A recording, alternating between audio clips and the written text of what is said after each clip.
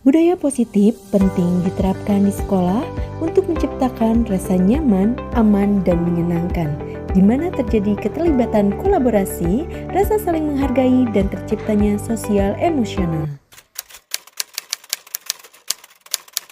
Assalamualaikum warahmatullahi wabarakatuh. Yang saya hormati Bapak Kepala SMP Negeri 6 Kota Cimahi, Bapak Edi Mulyadi SPDMPD. Yang saya hormati juga Bapak Ibu semuanya yang hadir di sini. Sebelumnya saya mengucapkan terima kasih kepada Bapak Ibu semuanya yang sudah berkenan hadir dalam kegiatan diseminasi budaya positif.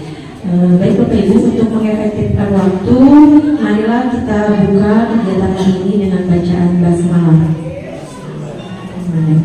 Baik, untuk selanjutnya Bapak Ibu, untuk pembukaan ada pengarahan dan mungkin ada sambutan dari Kepala SMP Negeri 6 Cimahi kepada Bapak Edi Mulyadi SPDMPD. Kami silakan.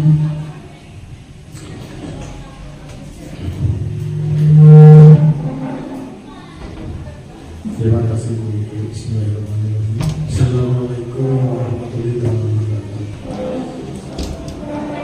Bapak yang saya hormati, jujur alhamdulillah pada hari ini, siang ini kita bisa berkumpul di ruangan ini dalam rangka diseminasi budaya positif, terutama salah satu tugas dari JPP. Insya Allah nanti kita akan memaparkan mungkin bersama-sama kita melihat bagaimana budaya positif ini bisa dikembangkan di Indonesia ini. Saya ucapkan terima kasih kepada Bapak Ibu yang sudah bersedia meluangkan waktunya. Kita sama-sama berkolaborasi, bekerjasama, saling mendukung di antara kita. Di hal-hal yang bisa untuk memajukan sekolah ini, kita sama-sama bina menuju apa yang kita tuju bisa kita capai. Kegiatan ini sangat bermanfaat, tentu saja tidak hanya bagi guru, tapi juga bagi Bapak Ibu. Diharapkan ke depan kalau masih tersedia, masih ada peluang untuk menjadi guru penggerak, diharapkan Bapak Ibu bersedia untuk menjadi guru penggerak. Ya, tentu saja harus daftar dulu. Ya, kita sudah memiliki 2 orang guru penggerak, lalu ada CGP sekarang ada 4 orang. Mudah-mudahan semakin banyak guru-guru penggerak semakin bisa memajukan Indonesia Cimahi. Sekali lagi terima kasih. Itu saja mungkin yang bisa saya sampaikan. Mudah-mudahan bisa berjalan dengan lancar, efektif. Silakan saling bekerjasama, berkolaborasi, mungkin saling tukar pendapat dan sebagainya, sehingga budaya positif bisa benar-benar dijalankan di SMP dan Cimahi, khususnya di sekolah kita. Terima kasih. Assalamualaikum warahmatullahi wabarakatuh. Ya, baik, terima kasih kepada Bapak Kepala Sekolah yang sudah memberikan pengarahannya. Bapak Ibu, izin untuk menyampaikan ini kita berbagi saja. Bapak Ibu, mungkin di sini ada Bu Sri gitu yang sudah menjadi GP, kemudian ada Pak Irwan juga, izin untuk berbagi Pak Irwan ya. Walaupun sudah Pak Irwan mungkin sama Bu Sri sudah lebih dahulu gitu ya, sudah tahu mengenai diseminasi budaya positif ini. Salam dan bahagia. Nah, izinkan saya untuk berpantun dulu Bapak Ibu. Malam hari minum teh hangat, cakapnya bangun, tidak lupa menyantap coklat. Assalamualaikum wahai sahabat. Siang hari tetap semangat. Mohon maaf jadi mengganggu Bapak Ibu semuanya. Di sini budaya positif Bapak Ibu. Budaya positif ini yang pertama adanya disiplin positif. Nah, disiplin positif ini beda dengan disiplin biasa. Nah, kira-kira menurut Bapak Ibu apa perbedaan antara disiplin positif dengan disiplin biasa? Ada yang mengungkapkan? Ya, Bu. Terima kasih Bu Ike. Saya sedikit menanggapi tentang perbedaan antara disiplin positif dan disiplin biasa. Kalau di pikiran saya gitu, kalau disiplin positif mungkin bentuk-bentuk peraturannya diberikan secara positif gitu. Kalau disiplin biasanya berbentuk hukuman. Itu mungkin yang bisa saya tangkap. Ya, terima kasih Bu Evi, tepuk tangan dulu Bapak Ibu untuk Bu Evi. Ya, tadi betul sekali kalau untuk disiplin biasa itu biasanya ada hukuman itu biasanya disiplin biasa. Kalau disiplin positif artinya tidak ada hukuman begitu. Nah, maksudnya seperti apa Bapak Ibu? Jadi yang namanya disiplin positif ini tumbuhnya itu berdasarkan kesadaran dari diri sendiri gitu. Nah, misalkan ketika siswa ke sekolah tepat waktu itu artinya berdasarkan timbul dari diri dia sendiri. Jadi bukan berdasarkan dari takut hukuman atau ingin diberi hadiah, itu disiplin positif. Tapi kalau disiplin biasa itu ketika misalkan siswa itu pergi ke sekolah tepat waktu itu karena dia itu takut adanya hukuman dan ingin diberikan penghargaan. Itu artinya atau bedanya disiplin positif dengan disiplin biasa. Makna disiplin sudah mengetahui Bapak Ibu, kita lewat saja ya. Nah, nilai-nilai kebajikan universal. Di sini Bapak Ibu ketika kita memahami tentang disiplin positif ada nilai-nilai kebajikan universal gitu. Nah, apa saja? Apa yang dimaksud nilai-nilai kebajikan universal itu adalah nilai-nilai yang diyakini bersama. Gitu, yang memang kita positif gitu nilai-nilainya. Contohnya Bapak Ibu ada yang bisa mengungkapkan nilai-nilai? Mungkin Pak Irwan?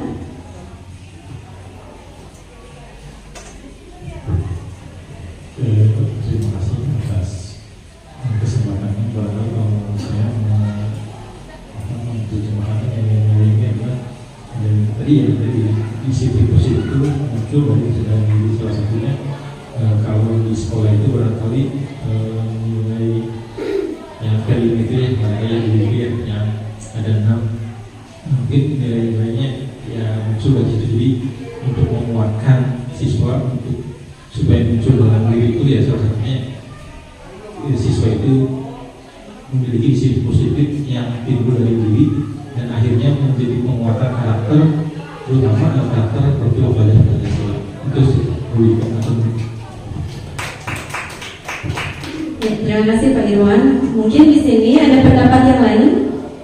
Nilai-nilai dari kebajikan universal itu adalah nilai-nilai yang kita yakini bahwa itu positif begitu. Contohnya adalah keselamatan, saling menghargai, kemudian disiplin, saling menghormati, kebersihan itu adalah nilai-nilai kebajikan. Nah, tadi juga ada nilai-nilai kebajikan itu adalah yang tadi dari nilai-nilai profil pelajar Pancasila. Itu contohnya yang tadi beriman, bertakwa kepada Tuhan Yang Maha Esa, serta berakhlak mulia, kreatif, kemudian ada bergotong royong, berkebinekaan global, selanjutnya ada mandiri. Nah, ini adalah nilai-nilai kebajikan universal yang nantinya akan menumbuhkan kebudayaan atau budaya positif.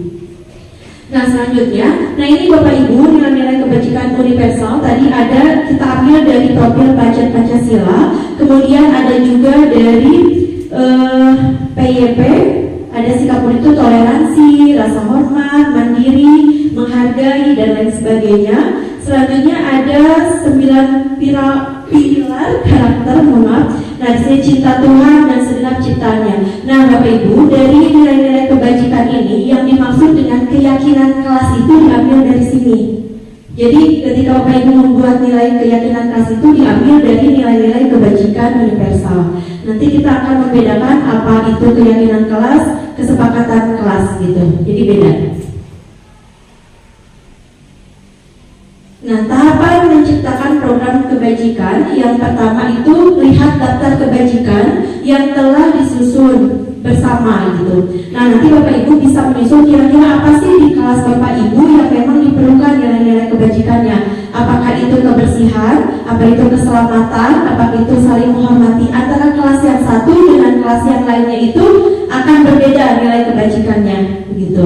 Nah, kemudian tentukan nilai kebajikan yang ingin dijadikan perhatian utama di sekolah tadi sudah, kemudian diskusikan dalam kelompok kecil sampai sempurnakan beberapa daftar nilai kebajikan yang utama, bahas kembali dalam kelompok utama, buatlah poster atau muat di media sosial keyakinan sekolah atau kelas. Nah, pertanyaannya Bapak Ibu, apakah nilai kebajikan ini perlu ada nilai kebajikan sekolah atau cukup di kelas saja? Enggak, siapa yang mau berpendapat? Mungkin Bu siapa? Apakah perlu gitu nilai-nilai kebajikan itu di sekolah atau hanya di kelas saja? Bu Ratna?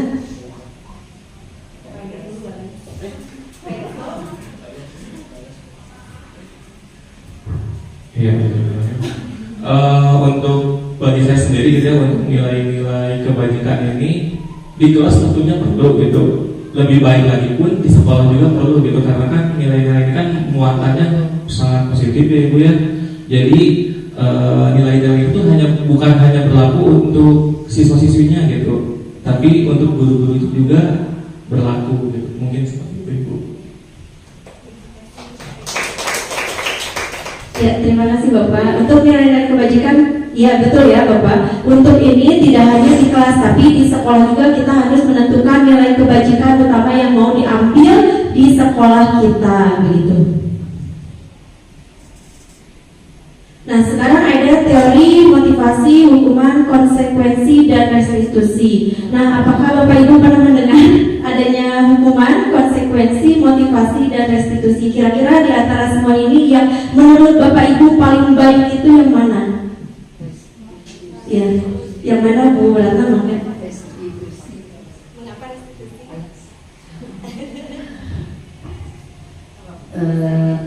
Kenapa restitusi? Kan kalau hukuman terkadang anak nanti juga pasti kena hukuman, terus konsekuensinya nanti seperti ini. Kalau restitusi itu seperti halnya kita mengajak anak itu berdamai, dalam artian memahami apa permasalahannya dulu. Kita di sana itu jangan menjudge langsung kalau anak itu bersalah seperti itu. Jadi berdiskusi gitu kan. Jadi biar kita tahu kenapa anak bisa seperti ini, terus apa yang harus kita berikan kepada anak tersebut. Mungkin itu sih kalau buat saya. Jadi jangan langsung kita judge, oh ini anak merokok gitu kan. Tapi kita tidak tahu dampaknya bagaimana ke depannya. Terus kalau restitusi kita lihat mana yang bersalah dan apa ceritanya. Jadi kita usaha jadi pendengar terlebih dahulu sebelum kita memberikan solusi yang terbaik. Mungkin itu. Ya, luar biasa Bu Ratna. Ya, di sini Bapak Ibu betul sekali, ada kita yang terbaik itu, yang paling ideal itu adalah di restitusi. Tapi mungkin untuk pelaksanaannya tidak masih terkendala gitu dengan peraturan yang ada. Nah, ini teori motivasi perilaku manusia. Bapak Ibu, kita ini ada dua yang kita kenal, ada motivasi dalam diri atau kita sebut dengan motivasi internal. Kemudian ada juga motivasi eksternal yang tadi yang berdasarkan saya ke sekolah takut nih kesiangan karena takut dihukum. Saya ke sekolah takut tidak mengerjakan tugas, itu berdasarkan motivasi eksternal gitu, karena ada hukuman ataupun ada reward atau hadiah. Saya misalkan datang ke sekolah karena memang tepat waktu, karena nanti mendapatkan poin. Nah, itu karena motivasi eksternal. Seperti halnya mungkin Bapak Ibu ya, mungkin saya atau siapa yang datang ke sekolah karena takut misalkan simaknya, nah itu kan motivasi eksternal. Tapi kalau misalkan motivasi internal itu yang tumbuh dalam diri sendiri, bahwa meyakini bahwa itu tuh bermanfaat untuk kita semua. Nah, itu teori motivasi. Nah, untuk disiplin positif itu nantinya memunculkan motivasi internal. Kalau misalkan untuk yang disiplin biasa nantinya memunculkan motivasi eksternal gitu. Nah, ini Bapak Ibu perbedaan untuk disiplin. Jadi yang perlu kita gunakan di sekolah itu, tentu saja kita untuk hukuman itu dihindari. Tidak boleh ada hukuman. Tetapi untuk konsekuensi masih bisa Bapak Ibu. Konsekuensi dan restitusi. Ini yang mungkin yang paling ideal ada restitusi, tapi boleh konsekuensi juga. Nah, konsekuensi ini bedanya dengan hukuman. Kalau hukuman itu tidak ada keterkaitannya. Misalkan padian misalkan anak-anak tuh tidak mengerjakan tugas. Kamu tidak mengerjakan tugas, silakan kamu bersihkan toilet. Itu hukuman apa konsekuensi Bapak Ibu? Hukuman, karena itu tidak ada kaitannya dan nantinya bisa menimbulkan kebencian dalam diri peserta didik, itu hukuman. Bedanya dengan konsekuensi, itu ada keterkaitannya. Jadi ini masih bisa dilakukan, misalkan seperti ini. Ketika anak tidak mengerjakan, Bapak Ibu menyuruhnya untuk ke depan kelas. silakan nak ke depan kelas kerjakan di depan gitu. Nah itu boleh, itu namanya konsekuensi. Ada keterkaitan antara kesalahan dengan efeknya. Jadi konsekuensi itu apakah harus sepakat dulu? Tidak ya Bapak Ibu. Jadi ketika misalkan kita tidak membawa hewan, berarti konsekuensinya kita akan ditilang. Nah itu konsekuensi. Bedanya dengan hukuman. Kalau hukuman itu biasanya langsung gitu, sesaat itu, dan berefek panjang kepada peserta didik. Nah untuk restitusi sendiri ini yang paling ideal. Jadi restitusi itu adalah kita ketika anak ada kesalahan itu kita ajak diskusi. Jadi mereka itu memang menampilkan solusi gitu, solusinya mengajak mereka diskusi. Jadi solusinya bukan dari kita tapi dari anak itu. Nah ini sudah Bapak Ibu ya.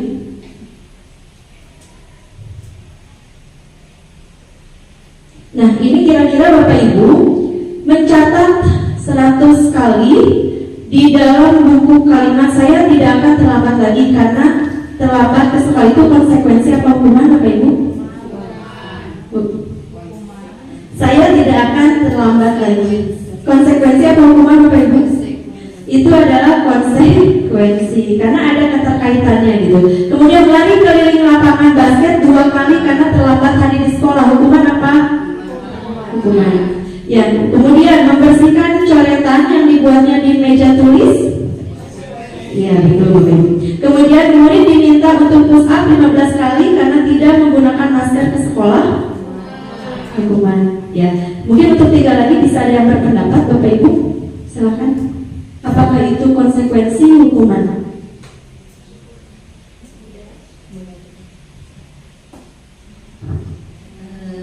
Baik, izin menjawab ya Bu Ica. Jadi untuk yang menggantikan kertas tugas teman yang telah dicoret-coret itu menurut saya adalah konsekuensi. Kenapa? Karena si peserta didik ini telah berbuat kesalahan yaitu mencoret kertas tugas temannya. Nah maka dari itu konsekuensinya temannya itu harus menggantikan kertas yang telah dicoret-coret itu, begitu.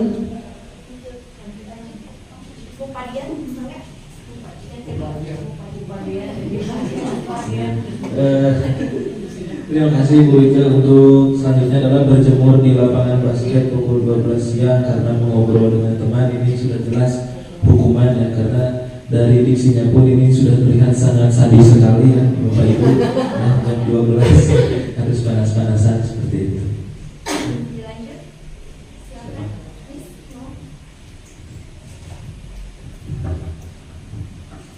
Baik, murid diminta bertelanjang kaki sepanjang hari karena tidak menggunakan sepatu warna hitam sesuai peraturan sekolah. Menurut saya ini hukumannya atau konsekuensi. Bertelanjang kaki sepanjang hari karena tidak menggunakan sepatu warna hitam sesuai peraturan sekolah. Hukuman.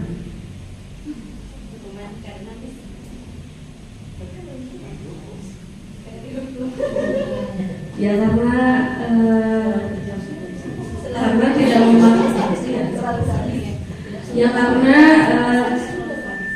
tidak tidak memakai sepatu sesuai dengan aturan, kemudian disuruh bertelanjang kaki. Ya, kalau misalnya disuruh bertelanjang kaki kan bisa aja nanti anaknya ketusuk duri atau gimana.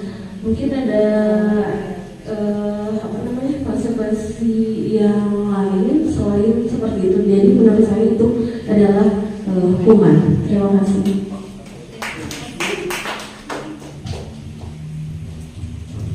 Ya, terima kasih Bapak Ibu. Untuk yang tadi Bu Dara sudah betul ya, ini adalah bentuk dari konsekuensi. Kemudian Pak Dian juga itu bentuk dari hukuman karena terlalu sadis gitu ya kata-katanya. Nah untuk yang Miss Yuni itu betul juga Miss di sini adalah hukuman. Kenapa hukuman? Karena kalau hukuman itu berefek lama gitu untuk anak. Bisa saja anak itu merasa minder, merasa malu begitu kan? Itu panjang gitu efeknya. Itu salah satu ciri dari hukuman. Bedanya kalau konsekuensi itu efeknya ya mengganti misalkan kertas, ya itu kan hanya walaupun dia sesaat kecewa harus mengganti, tapi itu hanya jangka pendek.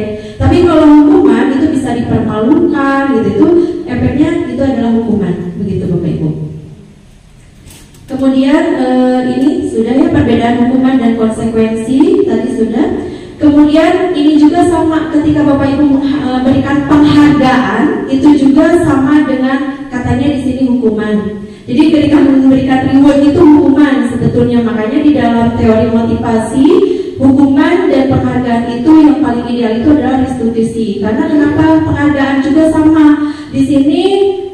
Menurut teori itu penghargaan itu tidak efektif, kemudian hanya akan merusak hubungan. Kenapa Bapak Ibu merusak hubungan? Karena di sini bisa aja si A misalkan bersaing dengan si B, bisa aja kan dengan cara-cara yang lain. Nah itu kita masukkan ke dalam dihukum oleh penghargaan. Jadi yang memang paling ideal itu adalah restitusi itu. Selanjutnya 5 kebutuhan dasar manusia. Jadi Bapak Ibu, ketika peserta didik melakukan kesalahan, intinya nanti kedisiplin atau restitusi. Ketika peserta didik melakukan kesalahan, itu mereka itu ingin untuk memenuhi kebutuhan dasarnya.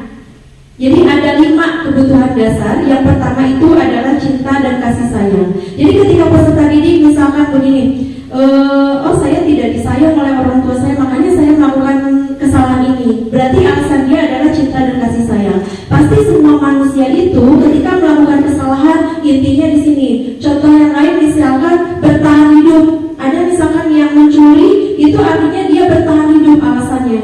Kemudian di sini ada juga yang dia itu memerlukan kebebasan. Contoh misalkan saya itu ada yang jenuh misalkan di ruang kelas, kemudian dia tidak mau belajar, dia pengennya di luar misalkan. Nah itu berarti dia memenuhi menginginkan adanya kebebasan. Kemudian ada yang namanya penguasaan.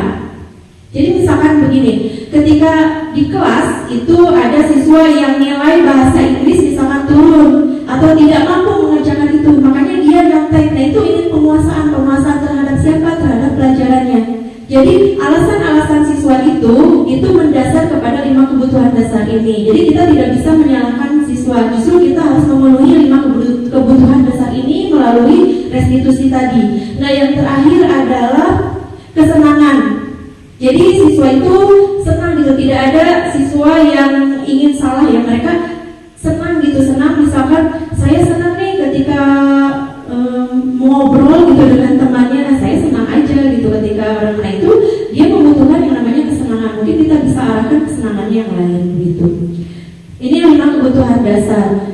Kemudian analisis kebutuhan dasar murid. Mungkin di sini ada terlihat Bapak Ibu, mungkin ada yang berpendapat kira-kira yang pertama itu memenuhi kebutuhan dasar yang mana?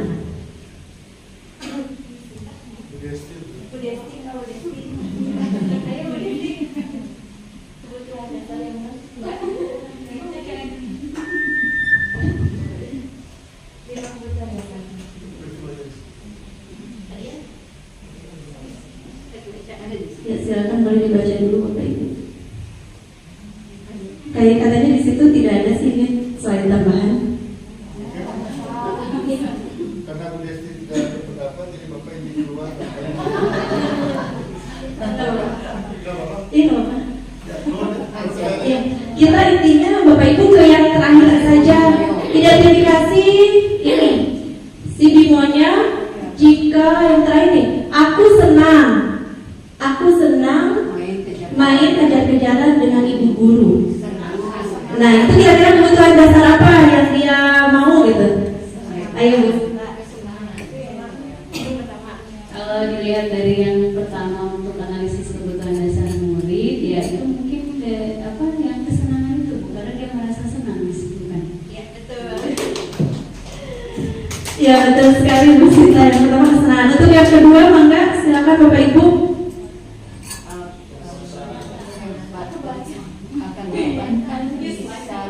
Saya Bu Desti.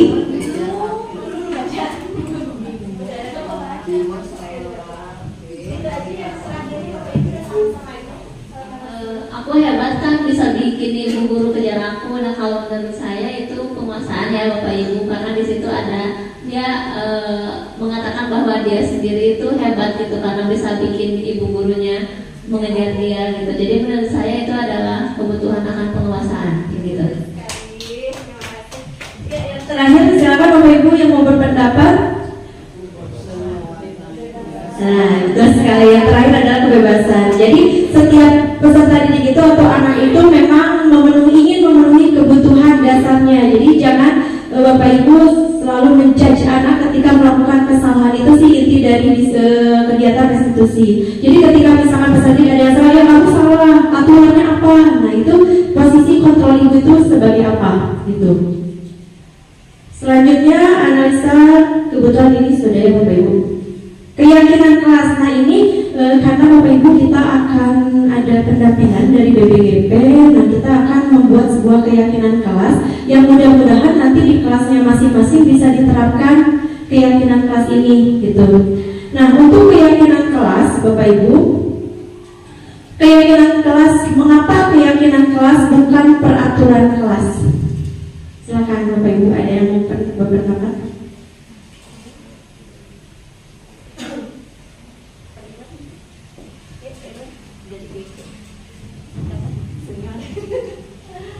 Keyakinan kelas itu, kalau keyakinan kelas itu muncul dari anak-anak, jadi apa ya, bukan peraturan, jadi hal-hal yang mereka sepakati ya, jadi yang mereka sepakati gitu. Jadi keyakinan kelas itu, jadi bukan guru yang menentukan, tapi siswa itu sendiri yang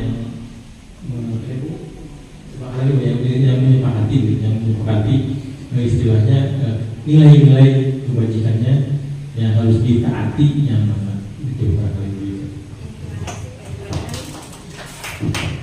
Baik Bapak Ibu, kita akan bedakan ya, mana itu kesepakatan kelas, mana itu peraturan, dan mana itu keyakinan kelas. Nah untuk kesepakatan kelas, saya juga kemarin sempat salah ya Bapak Ibu, mohon maaf. Jadi kesepakatan kelas itu ternyata sama dengan peraturan. Itu. Jadi yang ditempel itu ada kesepakatan kelas, ada keyakinan kelas, dan satu lagi tabel T. Yang idealnya dipasang di kelas Bapak Ibu sebagai wali kelas, atau misalkan yang tidak wali kelas pun bisa membantu. Jadi kalau kesepakatan kelas atau peraturan kelas itu bisa berbentuk kalimat positif atau negatif, tapi diarahkannya adalah kalimat positif. Kenapa Bapak Ibu kalimat positif? Karena supaya di benak anak itu bahwa kalimat positif itu gitu, misalkan disiplin, hadir ke sekolah tepat waktu. Jadi tepat waktunya yang diingat anak. Tapi beda ketika tidak boleh kesiangan. Jadi kesiangannya itu yang diingat. Itu kenapa harus positif, alasannya seperti itu. Nah Bapak Ibu, kita akan mencoba ini sih yang paling pentingnya untuk membuat keyakinan sekelas. Di sini sudah ada 2 kelompok. Mungkin kita akan membuat keyakinan dari mulai membuat peraturan dulu Bapak Ibu.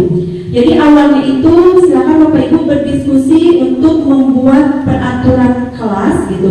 Kemudian mengubah peraturan menjadi kalimat yang positif, menyarikan peraturan menjadi nilai-nilai kebajikan atau keyakinan kelas, berdiskusi mengenai gambaran perilaku yang mencerminkan keyakinan kelas, berdiskusi mengenai peran seluruh warga negara, dan meninjau ulang keyakinan kelas dari waktu ke waktu.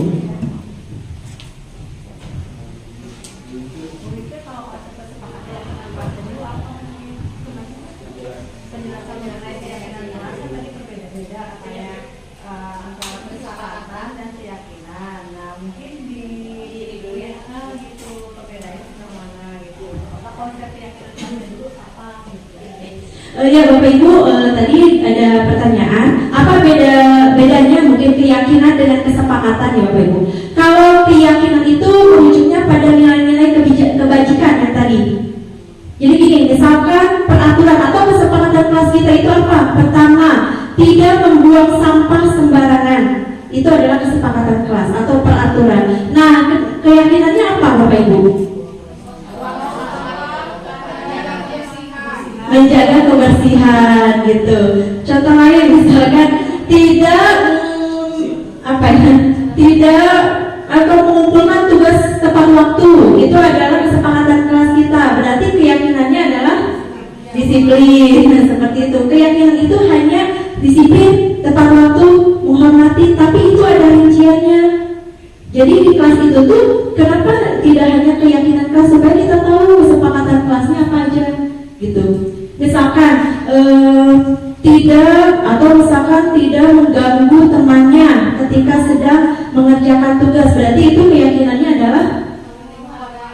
saling menghargai atau menghormati. Nah itu Bapak Ibu. Jadi berbeda. Kalau boleh saya simpulkan, jadi mungkin risau keyakinan kelas adalah kebijakan universal, bersumber dari kebijakan universal kan. Nah kalau kesepakatan kelas, mungkin itu bentuknya peraturan gitu, kayak peraturan gitu. Betul Bu. Jadi bentuknya itu peraturan. Jadi Bapak Ibu, apakah kesepakatan kelas boleh ada di tiap mata pelajaran? Boleh. Makanya kemarin ketika disiplin positif harus ada kesepakatan ya Bapak Ibu. Tapi tidak untuk keyakinan. Kalau keyakinan satu kelas itu satu, karena semuanya itu sama pasti isinya. Jadi guru yang mengajar di kelas itu mengikuti keyakinan kelas yang ada di sana, begitu. Nah jadi kalau misalkan ada yang berpendapat, Bu saya mau keyakinan kelas itu per mata pelajaran itu terlalu banyak, karena keyakinan itu sama, karena nilai-nilai universal. Gitu. Tapi kalau kesepakatan itu pasti berbeda antara kelas yang satu dengan kelas yang lainnya. Makanya di dalam kelas nanti ada kesepakatan kelas, ada juga keyakinan kelas, ada juga tabel T. Nah, mungkin Bapak Ibu di sini yang seperti apa sih tabel T gitu ya Bu? Nah, ini saya ambil dari internet, tapi ini belum tentu benar ya Bapak Ibu. Ini tabel T itu ada tampak seperti dan tidak tampak seperti, atau tak tampak seperti. Jadi diambilnya dari mana? Dari kesepakatan kelas atau dari peraturan. Contoh misalkan datang ke sekolah tepat waktu, berarti tidak tampaknya itu adalah datang ke sekolah kesiangan. Nah itu, jadi kebalikannya gitu. Tampak seperti, tidak tampak seperti. Nanti kalau misalkan si anaknya sudah memahami ini, nanti kita copot yang terakhir itu adalah adanya keyakinan kelas. Jadi keyakinan itu yang diyakini dalam diri kita sendiri. Kalau kesepakatan berarti yang dibuat berdasarkan kesepakatan gitu.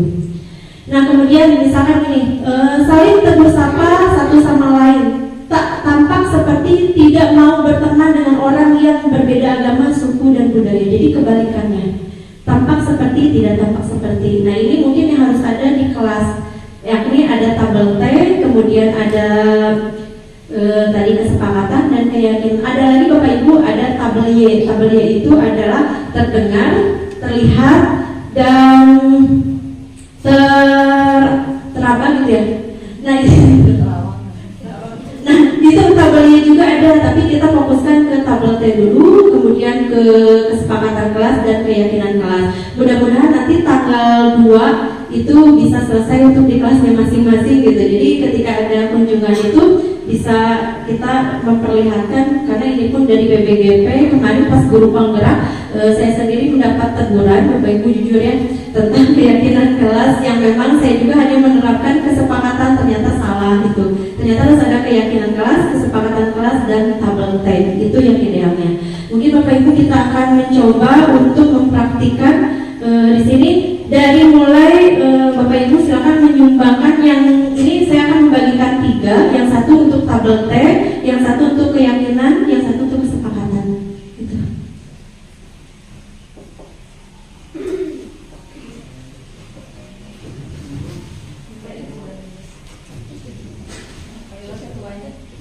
Ketuanya Pak Irwan, ketuanya Bu Sri.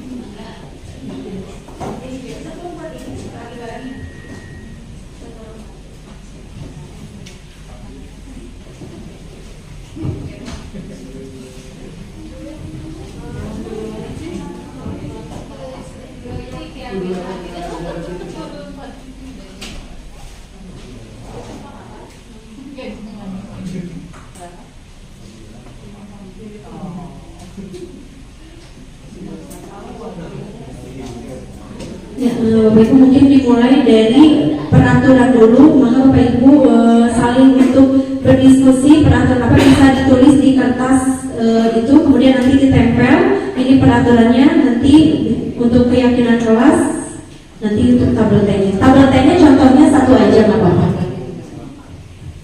satu poin aja dari kesepakatan kelas.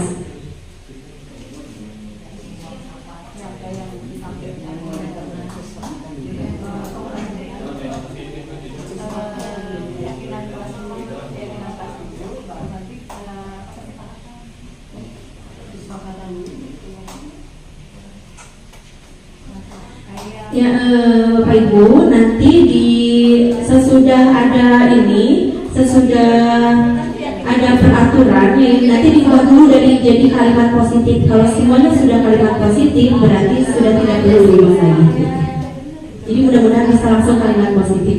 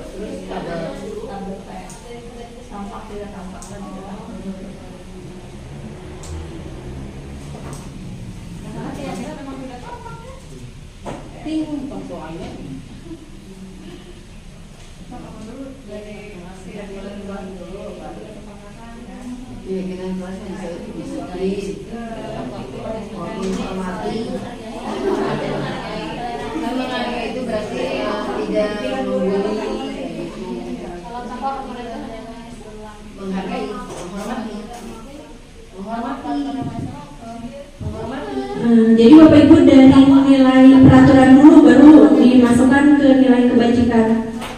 Dari peraturan dulu.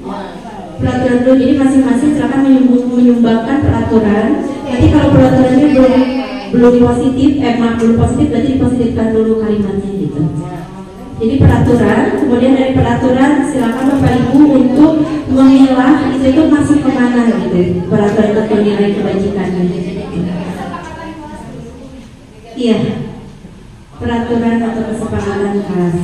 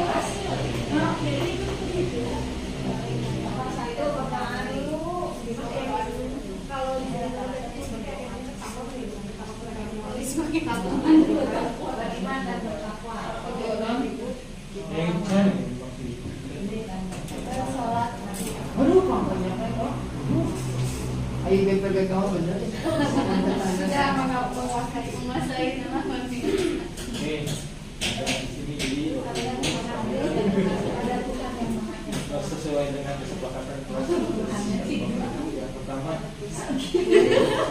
pertama tidak boleh menyebut nama orang tua.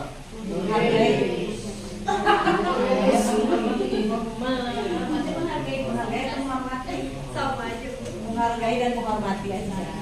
Lalu kedua, semangat.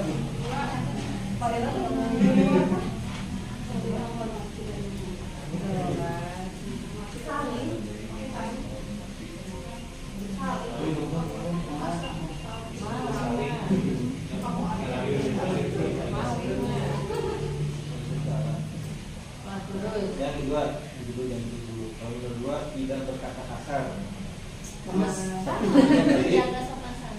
Sopan santun. Nilai kebajikan ya sama Santun. menghargai kan ya. Santun. Jadi kan ya disantun aja maksud juga. Sopan santun berarti dia ya udah misalkan aja dia sudah jalan. Kalau ada yang sama berarti tinggal di Nanti mungkin Bapak Ibu bisa presentasi satu Tidak boleh memainkan ponsel jika tidak dapat izin guru. tanggung jawab. Disiplin tanggung jawab. Disiplin ya.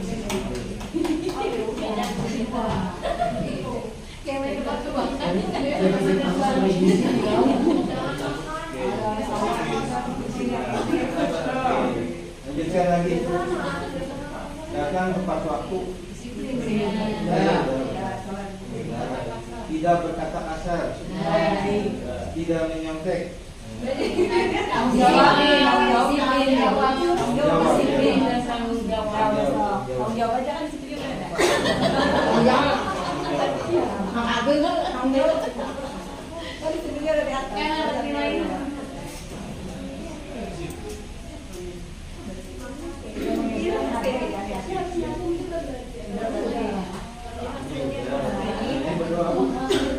Doa maksudnya.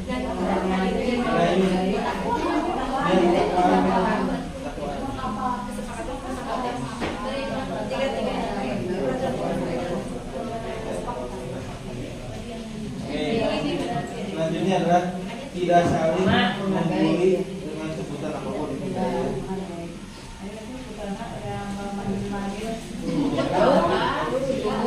Untuk keyakinan itu 3 sampai 5 nih Bapak Ibu, 3 sampai 5. 3 sampai 5 poin. Tabel tek. Ya, satu aja Bu, contohnya. Satu aja. Misalkan dia itu pelajaran apa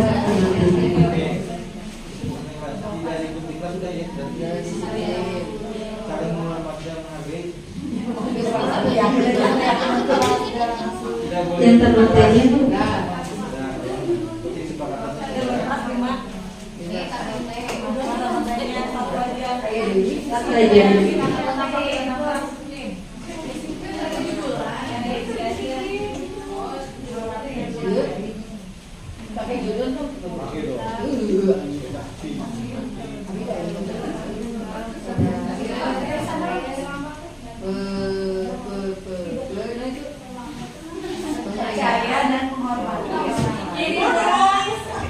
Dari yang ini Bu, dari yang tadi peraturan.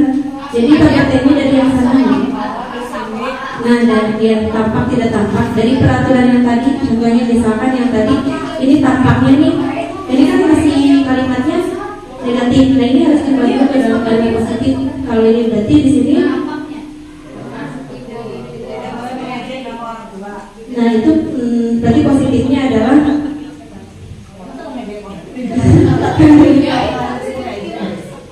berarti yang tadi menghormati, berkata santun kepada orang lain, tidak menyinggung perasaan sama ya, tidak menyinggung, berkata santun kepada orang lain. Nah nanti yang itunya berarti itu yang tampak sepertinya. Nah gitu, yang tak tampak seperti.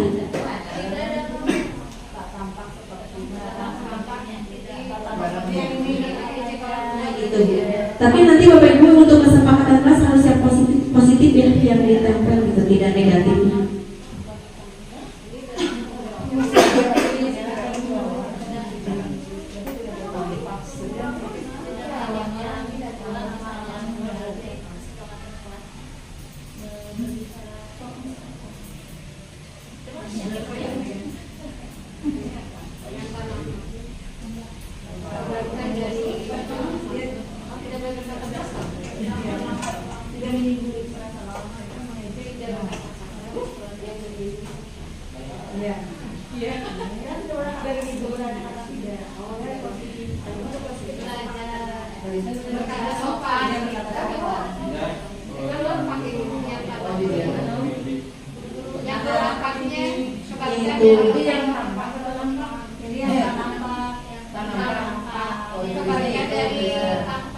Atau misalkan yang tampaknya mengejek, berarti mengejek orang tua.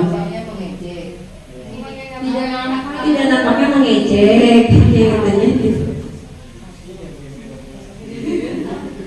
Ya sudah selesai.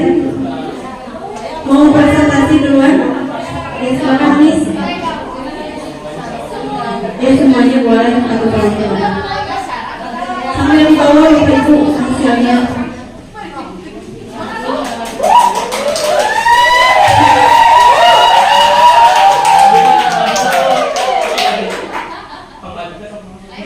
Di depan aja, Mr. Egas.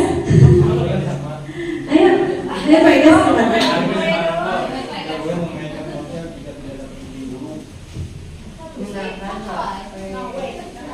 Ya, silakan.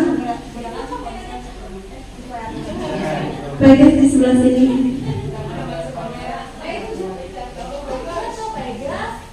Satu orang, Pak Dian.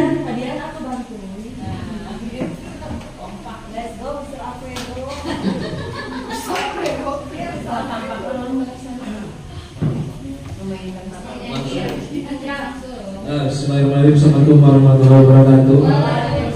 Kami dari kelompok pertama akan mempresentasikan hasil diskusi kami mengenai disiplin positif. Pertama mengenai kesepakatan kelas, ini ada berdoa sebelum memulai pembelajaran, lalu ada berbicara sopan santun, lalu ada datang tepat waktu, ada menggunakan HP apabila diizinkan oleh guru, lalu ada saling menghormati dan menghargai, dan terakhir makan ketika jam istirahat.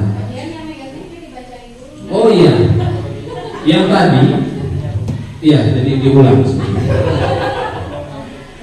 Tidak datang terlambat, itu negatif. Positifnya datang tepat waktu. Negatifnya tidak menggunakan HP tanpa seizin guru. Positifnya menggunakan HP apabila diizinkan oleh guru. Lalu tidak makan ketika pembelajaran berlangsung, itu negatifnya, dan positifnya makan ketika jam istirahat. Yang terakhir, jangan membuli. Positifnya saling menghormati dan menghargai, dan satu lagi adalah tidak boleh berkata kasar. Dipositifkan menjadi berbicara sopan dan santun. Dari kesepakatan kelas tersebut, maka kita tentukan keyakinan kelasnya. Yang pertama adalah beriman dan bertakwa kepada Tuhan Yang Maha Esa. Ini menyangkut tadi kesepakatan kelas yang berdoa terlebih dahulu sebelum pembelajaran. Lalu selanjutnya saling menghormati dan menghargai, ini kaitannya dengan membuli, berbicara sopan dan santun. Dan yang terakhir, keyakinan kelas yang ketiga adalah disiplin, kaitannya dengan menggunakan HP dan juga makan. Maka dari itu kita juga akan menentukan tabel T-nya. Yang kita ambil adalah disiplin. Maka yang pertama tampak seperti datang tepat waktu, yang tidak tampak seperti datang terlambat. Lalu yang kedua tampak sepertinya berkata kasar, tak tampak seperti berkata santun. Seperti itu mungkin Bapak Ibu guru.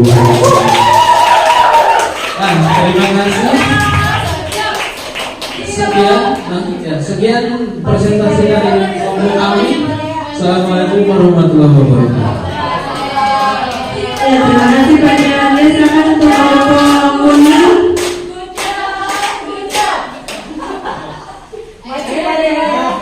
Ya, kelompok kuning.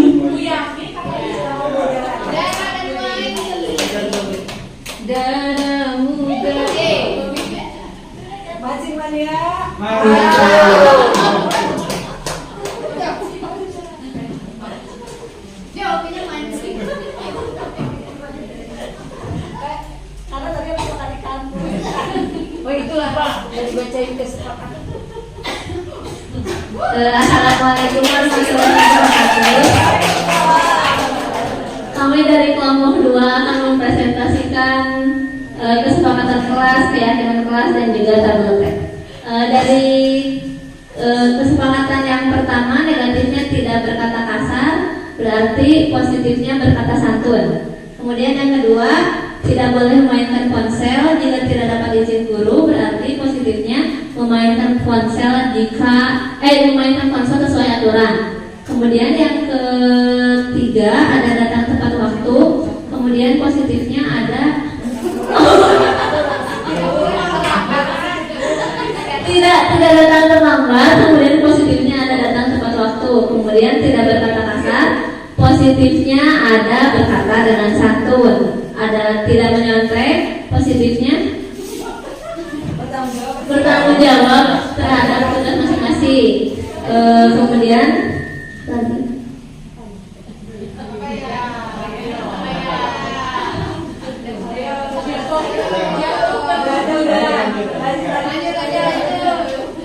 kemudian dari kesepakatan kelas tersebut didapati keyakinan kelas. Yang pertama ada menghormati dan menghargai. Kemudian yang kedua ada sopan dan santun. Yang ketiga disiplin. Kemudian ada tanggung jawab, dan yang terakhir ada takwa kepada Tuhan yang Maha Besar.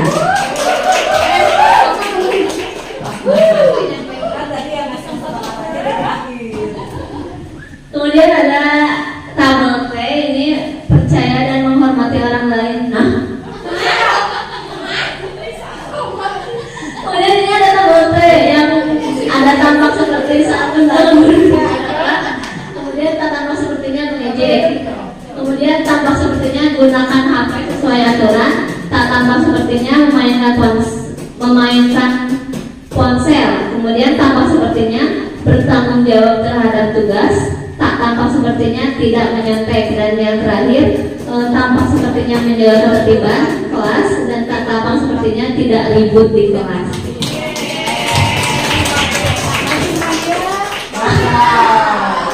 Baik, terima kasih. Sekian presentasi dari kelompok 2. Wassalamualaikum warahmatullahi wabarakatuh.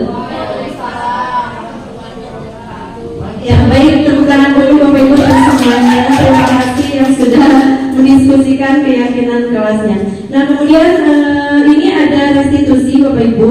Tadi jadi ketika ada anak yang melakukan kesalahan, itu silakan untuk melakukan tindakan restitusi, bukan menghukum atau memberikan penghargaan.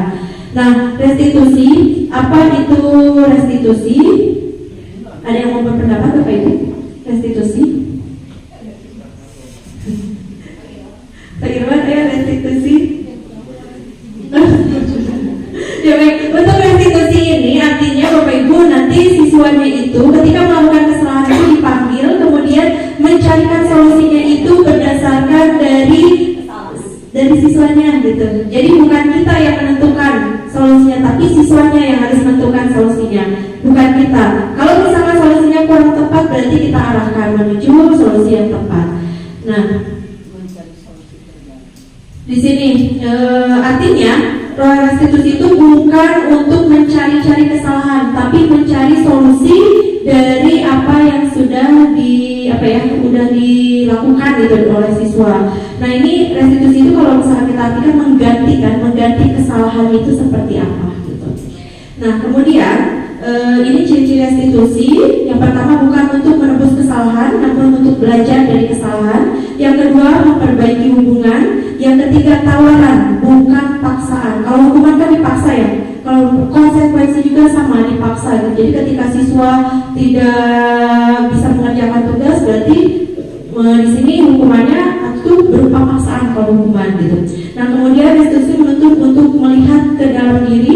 Restitusi mencari kebutuhan dasar yang mendasari tindakan. Yang tadi, jadi setiap anak itu pasti melakukan kesalahan itu berdasarkan alasan itu 5 kebutuhan dasar. Jadi dicarinya itu melalui proses restitusi ini gitu. Kemudian restitusi adalah cara yang paling baik. Restitusi fokus pada karakter bukan tindakan. Restitusi fokus pada solusi. Restitusi mengembalikan murid yang berbuat salah pada kelompoknya gitu. Nah ini kita akan melaksanakan segitiga restitusi Bapak Ibu. Nah segitiga restitusi itu seperti ini yang perlu Bapak Ibu lakukan dalam segitiga restitusi. Tahapannya yang pertama itu menstabilkan identitas. Jadi ketika dipanggil siswa itu, Bapak Ibu harus menstabilkan identitas, membuat dia nyaman. Kata-katanya seperti apa Bapak Ibu? Contoh, ketika memang tidak ada manusia yang sempurna, tapi tidak langsung itu datang-datang memang tidak ada manusia yang sempurna, itu tidak langsung Bapak Ibu, tapi ditanya dulu gitu. Misalkan assalamualaikum, misalkan dia waalaikumsalam, ibu ada apa saya dipanggil? Ibu mendapatkan laporan misalkan dari bapak ini bahwa kamu ini betul tidak? Nah seperti itu. Nah untuk yang betul atau tidak merujuk kepada alasan itu tahapan yang kedua, yakni memvalidasi tindakan. Nantinya itu mereka itu menjawab alasannya kenapa gitu si siswa itu melakukan kesalahan itu di tahapan yang kedua, memvalidasi tindakan. Yang terakhir menanyakan keyakinan kelas. Jadi masih ingatkah kamu misalkan terhadap keyakinan kelas yang sudah kita buat, kira-kira kamu melanggar yang mana? Nah itu Bapak Ibu, itu adalah proses segitiga restitusi. Nah mungkin di sini saya memberikan contoh restitusi yang sudah dilakukan, mudah-mudahan bisa bermanfaat. Ini contohnya Bapak Ibu.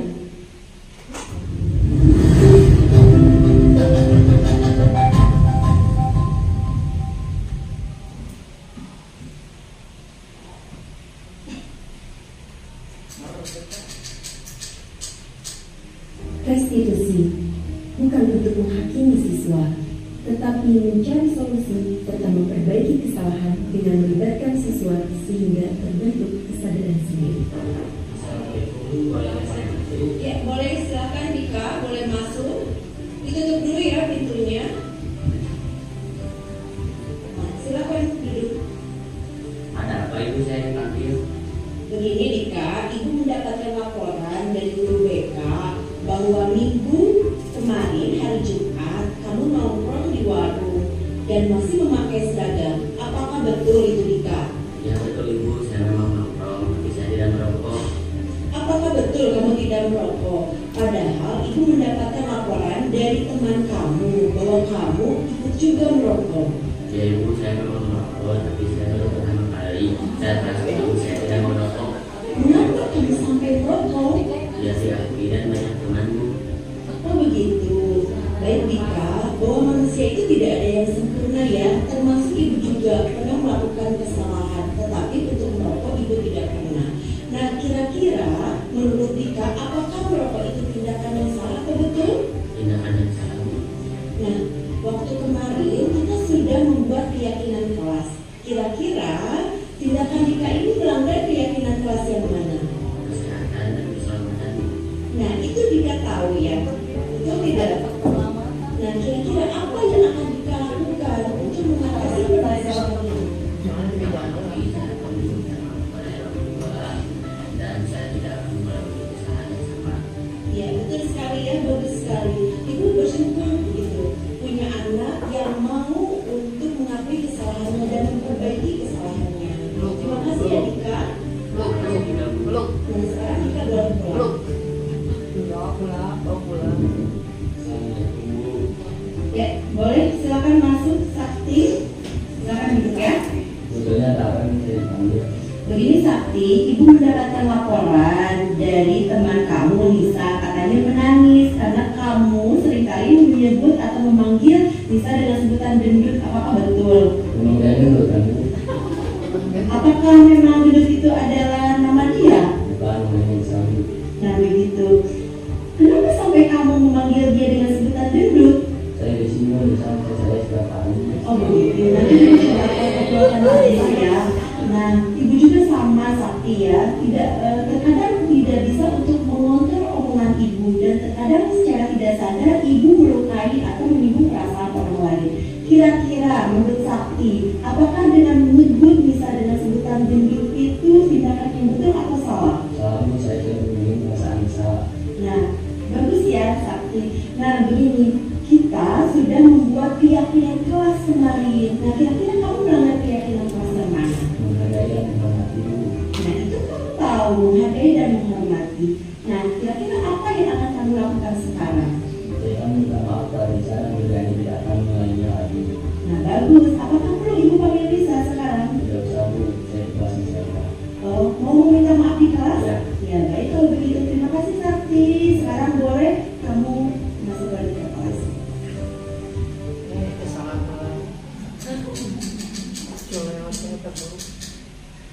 Assalamualaikum warahmatullahi wabarakatuh.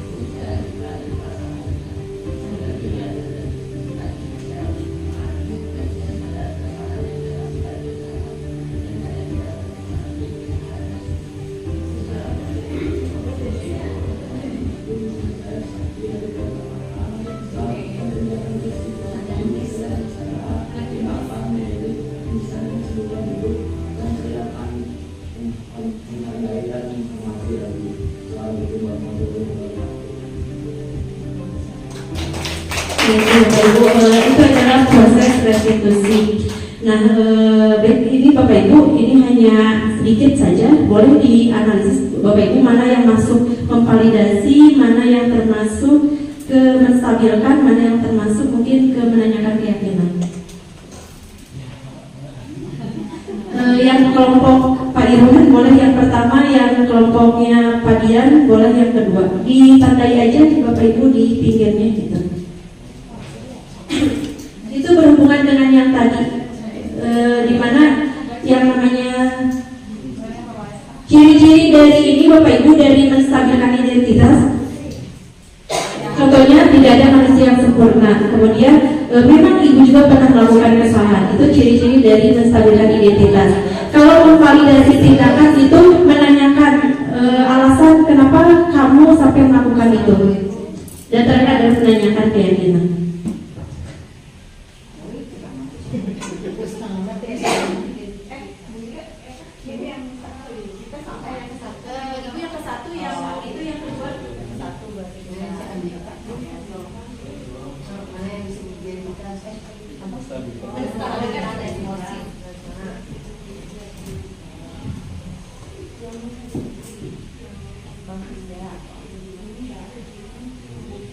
Ini Bapak Ibu tahapannya, menstabilkan identitas, kemudian validasi kebutuhan, menanyakan alasan begitu, kenapa siswa itu sampai melakukan seperti itu.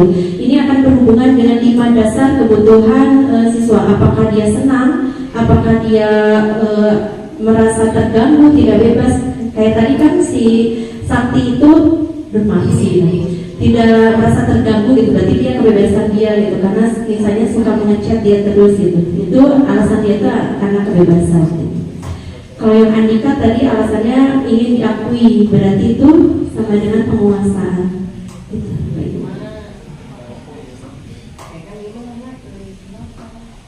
Kalau menanyakan keyakinan berarti kira-kira keyakinan apa gitu yang kamu langgar, atau nilai-nilai apa yang telah kita sepakati gitu. Itu menanyakan keyakinan.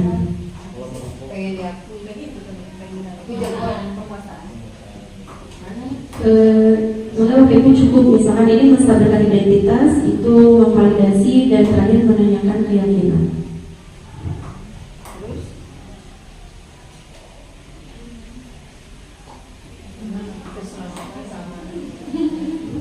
Yang kelompok Miss, yang kedua ya Miss.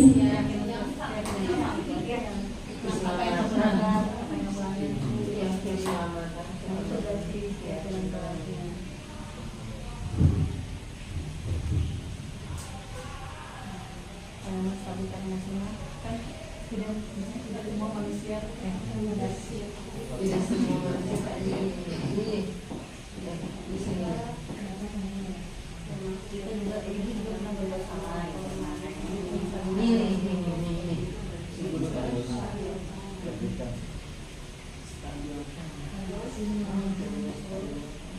melakukan keuangan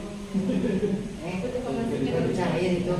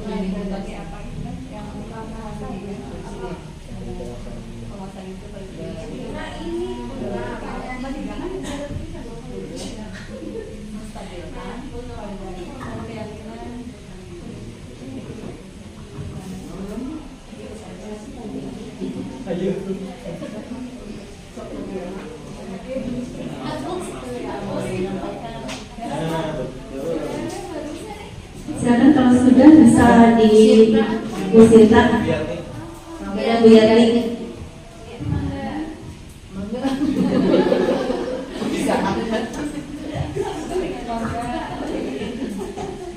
sini Bu. Assalamualaikum. Dari mana Bu? Dari ini Bu yang menurut kelompok kami di sini ada yang guru. Nah menurut Dika, apakah merokok itu adalah tindakan yang salah? Itu termasuk stabilkan identitas.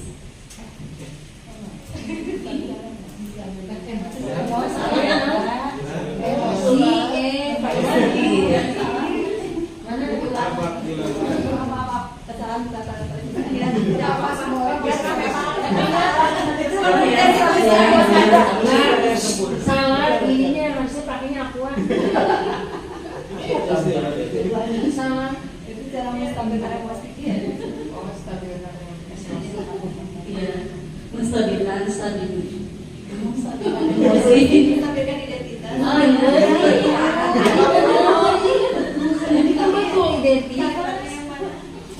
Mana yang menurut Tika, apakah merokok itu adalah tindakan yang salah? Nah itu. Nah,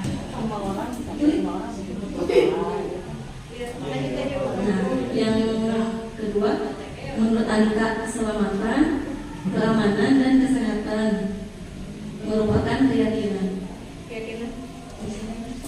Sudah saya memvalidasi tindakan ini. Nah, kenapa sekarang kamu mencoba merokok di?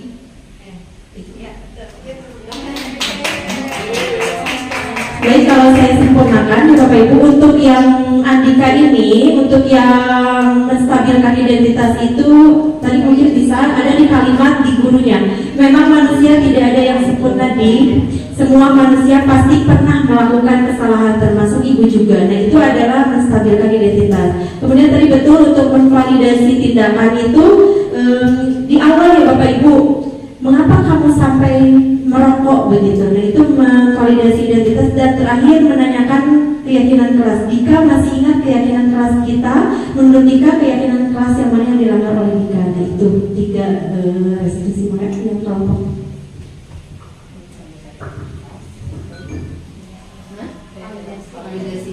Ya, selanjutnya di skenario 2 permasalahannya siswa mengejek temannya. Untuk validasi tindakan ada di kata-kata gurunya, yaitu mengapa kamu memanggil Nisa dengan sebutan gendut, katanya gitu. Jadi make sure gurunya memastikan apakah perilaku tersebut dilakukan atau tidak, seperti itu. Selanjutnya menstabilkan identitas ada di kata-kata gurunya juga. Oh begitu, nanti Ibu coba akan obrolkan ini ke Nisa. Memang setiap manusia terkadang tidak bisa mengontrol omongannya sendiri. Ibu juga pernah kok seperti itu sampai tidak sadar. Ibu telah melukai hati teman Ibu sendiri. menurut Sakti, apakah tindakan Sakti itu benar? Nah, itu adalah menstabilkan identitas, jadi tidak langsung marah gitu ya.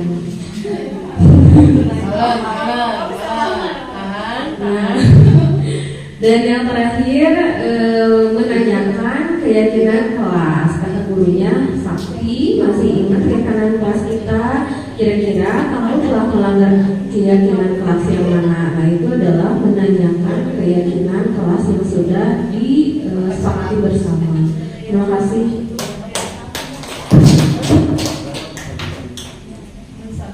Terima kasih Bapak Ibu. Nah, sedikit untuk yang segitiga ini, jadi tidak harus berurutan, namanya juga segitiga. Jadi boleh Bapak Ibu menanyakan yang mana dulu. Terus tidak perlu tiga-tiganya itu harus ada gitu. Jadi ketika ketika kesalahannya itu ringan, boleh langsung menanyakan keyakinan kelas. Jadi kalau misalkan kesalahannya itu yang memang berat, jadi tiga-tiganya harus ada. Tapi kalau ringan hanya misalkan gitu tidak sampai segimana, itu boleh menanyakan keyakinan kelas saja. Jadi satu aja gitu. Nah, terakhir Bapak Ibu kita akan ke posisi kontrol. 5 posisi kontrol. Yang pertama adalah posisi penghukum. Kalau penghukum itu jadi langsung menghukum, kamu salah, kamu lari keliling tadi ya. Jadi tidak ada hubungannya antara kesalahan dengan hukumannya gitu. Kamu misalkan ini tidak mengerjakan tugas, silakan kamu bersihkan toilet, itu penghukum. Jadi ini penghukum juga biasanya menimbulkan kebencian pada peserta didik gitu. Kemudian yang kedua, posisi pembuat rasa bersalah. Nah, ini hati-hati Bapak Ibu, sering kita menemui gitu ya. Ini juga tidak ideal dilakukan di kelas. Contoh pembuat rasa bersalah seperti ini. Kamu akan mengecewakan orang tua kamu ketika kamu melakukan seperti ini. Nah, itu akan membuat si anak itu rendah diri. Jadi ini juga termasuk kondisi yang tidak ideal bagi seorang guru. Kamu sudah mengecewakan Bapak dengan melakukan seperti ini. Nah, itu juga tidak ideal untuk dilakukan. Membuat rasa bersalah, sebaiknya untuk dihindari. Selanjutnya untuk posisi teman, ini juga sama, tidak ideal Bapak Ibu. Contoh, ayolah bantu Bapak, ayolah bantu Ibu, demi Ibu gitu kan. Kalian ini, kita kan temenan gitu kan. Dan itu juga tidak ideal. Jadi intinya si guru itu tidak punya wibawa terhadap anak didiknya gitu. Jadi untuk posisi teman ini diharapkan untuk dihindari. Jangan terlalu dekat dengan siswa, misalnya seperti itu. Jadi ayolah bantu Ibu, ayolah, nah itu dihindari. Kemudian yang keempat ada posisi pemantau. Nah, ini Bapak Ibu, pemantau ini mungkin yang kalau misalkan kita tidak bisa sebagai manajer, kita bisa sebagai pemantau. Jadi ini yang kedua paling ideal mungkin ya, sebagai pemantau. Kalau pemantau ini seperti halnya di sekolah kita mungkin. Jadi aturannya itu sudah dibuat dari sekolah. Jadi kita ketika ada siswa yang ini misalkan yang melakukan kesalahan, kita tinggal nanyakan apa aturannya, sehingga kamu seperti itu gitu maksudnya. Aturan yang kamu langgar itu apa? Itu sebagai pemantau. Jadi kita hanya mengawasi atau memantau. Si anak juga itu tidak membuat kesepakatan. Jadi aturannya itu sudah dibuat dari awal, gitu, dibuat oleh sekolah. Ini adalah posisi mungkin yang bisa kita terapkan, tapi mungkin kurang ideal juga. Nah, terakhir adalah posisi manajer. Posisi manajer ini adalah posisi yang paling ideal, yang diharapkan untuk diimplementasikan di disiplin positif ini atau di budaya positif dengan melakukan tadi segitiga restitusi. Jadi si solusinya itu diberikan kepada anak. Jadi kita tidak mengarahkan anak gitu solusinya, tapi anak sendiri yang membuat solusinya seperti itu. Nah, mungkin ini terakhir Bapak Ibu di paling akhir, kita yang terakhir ada kasus guru matematika. Ini silakan Bapak Ibu untuk melihat kira-kira ini posisi kontrolnya itu di mana kasusnya gitu. Sebagai apa si guru matematika ini?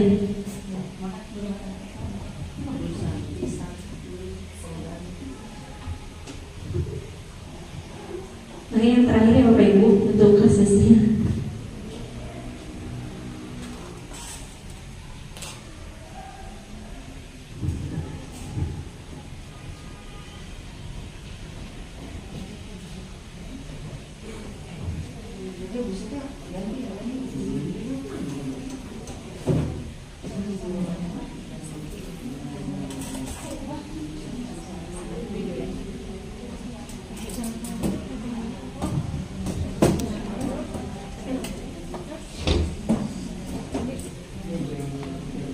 Sejauh ke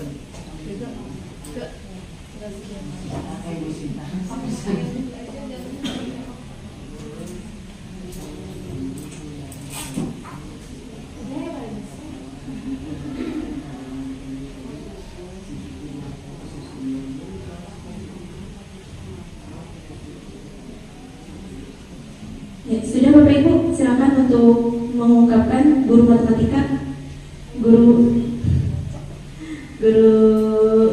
matematika. Ya, Pak Dian, silakan. Pak Egas. Masih dibaca.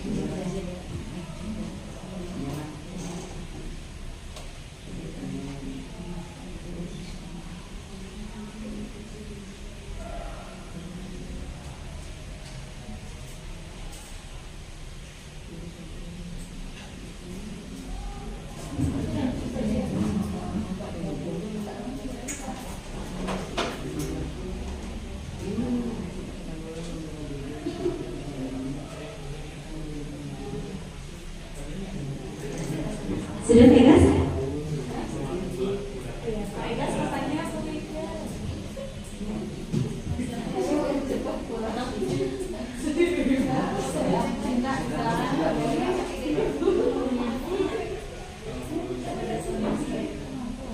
Posisi kontrolnya aja Bapak Ibu, posisi kontrolnya sebagai apa gitu?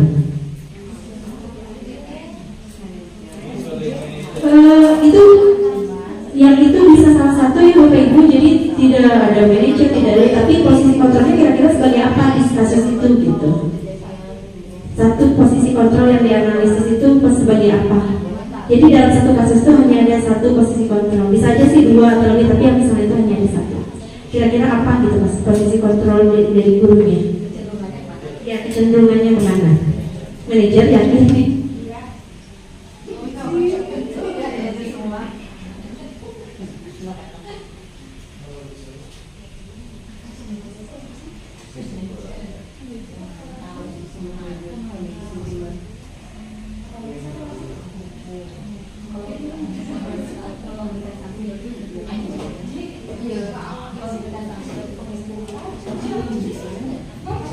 Dilihat dari kata-katanya Bapak Ibu, kata-katanya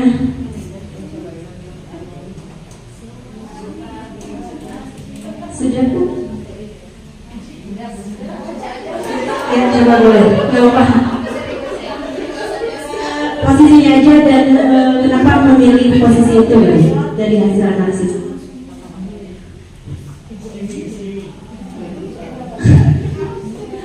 Bu Wigel mencoba analisis kasus. Ini ada beberapa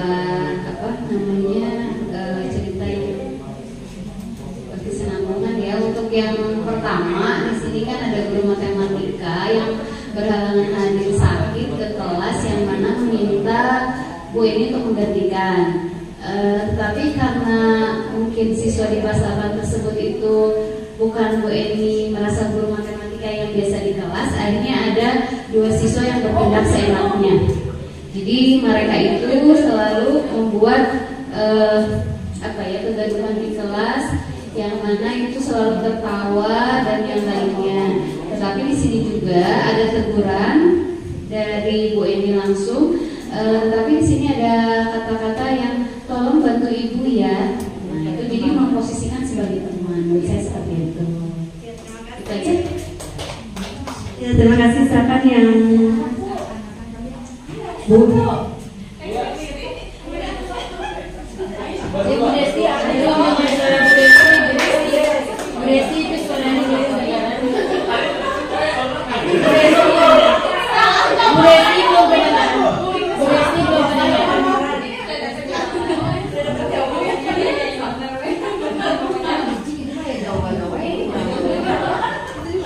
Baik, bismillahirrahmanirrahim. Assalamualaikum warahmatullahi wabarakatuh.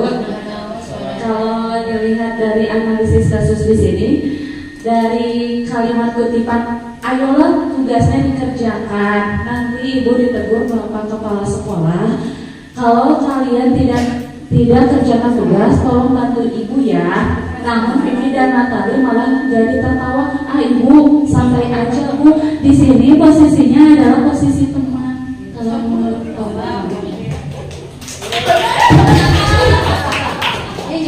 Ya, iya betul ya, posisinya itu adalah sebagai teman. Jadi ketika ada kata-kata, ayo lu bantu ibu gitu ya, itu sebagai teman. Beda lagi ketika kamu misalkan kalau seperti ini akan mengecewakan orang tua kamu, berarti itu membuat rasa bersama.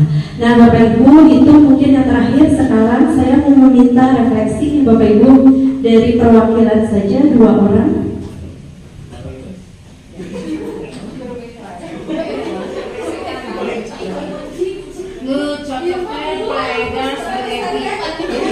Namanya itu udah bagus. Dua-duanya kembar. Yuk, gue guys, Pak Edi. Positif berarti. Positif.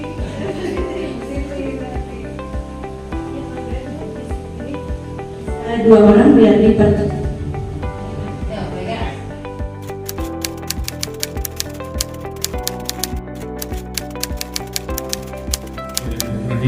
Jadi setelah mengikuti diseminasi disiplin positif ini, buat saya sendiri mungkin sama teman-teman juga merasa bahwa materi kali ini tuh sangat bermanfaat gitu ya, apalagi ketika menangani beberapa siswa gitu. Terus apa langkah yang harus diambil itu juga sangat bermanfaat gitu. Jadi bukan hanya berfokus kepada kesalahannya, tapi kita juga bisa memberikan insight buat anaknya gitu. Jadi yang membuat anaknya itu dapat memberikan ini pilihan dan solusi kepada anaknya gitu. Jadi bukan hanya hukuman, tapi kita juga mengajarkan solusi dan efek dari ketidakpatuhan kepada kesepakatan itu bagaimana, mungkin kayak gitu sih. Oke, terima kasih. Assalamualaikum warahmatullahi wabarakatuh. Dari materi yang disampaikan juga saya menjadi paham bahwa disiplin itu memang dibutuhkan. Cuma disiplin seperti apa yang diharuskan kita terapkan, yaitu disiplin yang positif. Artinya disiplin yang bisa mendisiplinkan siswa itu dengan cara menimbulkan kesadaran dari diri siswa tersebut. Nah, dari bagaimana cara mendisiplinkan siswa tersebut, kita harus bisa menggunakannya melalui restitusi, ya, cara restitusi. Nah, di cara restitusi ini terdapat 3 langkah yang harus kita lalui. Yaitu pertama, kita harus mampu menstabilkan identitas siswa. Kemudian kita harus memvalidasi tindakan yang salah, dan selanjutnya kita menanyakan keyakinan kelas. Nah, posisi ideal yang dapat kita gunakan untuk mendisiplinkan positif siswa yaitu sebagai posisi manajer dan posisi pemantau. Itu saja mungkin yang bisa saya tangkap. Terima kasih. Assalamualaikum warahmatullahi wabarakatuh. Assalamualaikum warahmatullahi wabarakatuh. Sebelumnya perkenalkan diri, nama saya Yusuf Budi dari kelas 9D. Jadi setelah adanya keyakinan kelas di kelas saya itu, alhamdulillah saya dan teman-teman saya di kelas 9D sudah menjalani keyakinan kelas tersebut. Di mana keyakinan kelas tersebut dapat menumbuhkan rasa disiplin positif dari diri kami sendiri, yang tentunya harus ditaati, dijalani serta dipatuhi agar kelas kita menjadi lebih tentram, lebih damai, dan juga ditaat. Mungkin seperti itu dari saya. Assalamualaikum warahmatullahi wabarakatuh. Assalamualaikum warahmatullahi wabarakatuh. Perkenalkan, nama saya Mas Firman dari kelas 9D. Setelah adanya keyakinan kelas, membuat ketertiban, keamanan, dan kebersihan, kedisiplinan menjadi lebih baik. dan membuat kelas kita menjadi tentram. Sekian itu saja. Assalamualaikum warahmatullahi wabarakatuh. Assalamualaikum warahmatullahi wabarakatuh. Saya Andika dari kelas 8A. Dengan kegiatan diskusi tadi, saya lebih nyaman dan saya sadar kesalahan yang saya lakukan itu salah dan saya tidak akan mengalami kesalahan tersebut. Wassalamualaikum warahmatullahi wabarakatuh. Assalamualaikum, nama saya Sakti dari kelas 8A. Setelah melakukan kegiatan restitusi tadi, saya lebih sadar tidak akan mengejek Nisa dengan sebutan gelut dan saya akan menghargai dan menghormati lagi. Assalamualaikum warahmatullahi wabarakatuh.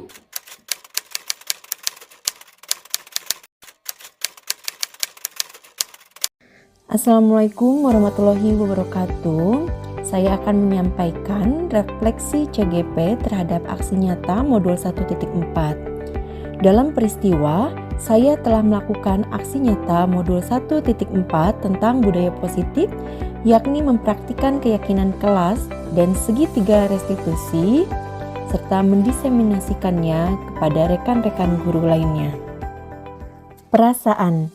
Awalnya saya merasa khawatir dalam melaksanakan aksi nyata ini, terutama dalam kegiatan mendiseminasikan kepada rekan-rekan guru. Akan tetapi setelah dijalani, respons dari rekan guru dan siswa sangat positif. Pelajaran. Saya menyadari bahwa budaya positif ini sangat penting diterapkan di sekolah. Perlu adanya kolaborasi dalam menerapkan disiplin positif tersebut di antara warga sekolah. Penerapan. Budaya positif ini sudah mulai diterapkan di sekolah saya, dari mulai keyakinan kelas yang sudah hampir semua kelas menerapkannya dan praktik segitiga restitusi. Kemudian, budaya positif ini dijadikan pedoman dalam dokumen penanggulangan bullying.